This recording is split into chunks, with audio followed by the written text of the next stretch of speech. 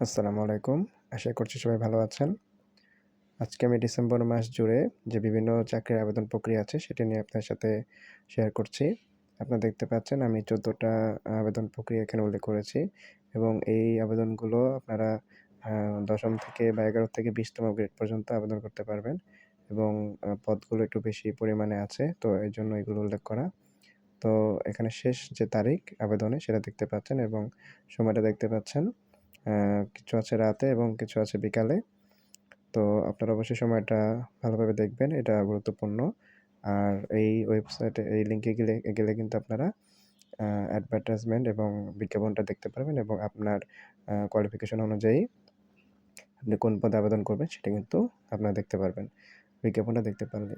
তো এইজন্য আমি আবেদন লিঙ্কটা এখানে দিয়ে দিয়েছি এবং শেষ সময়টা দিয়ে দিয়েছি। শেষ কবে কত তারিখে।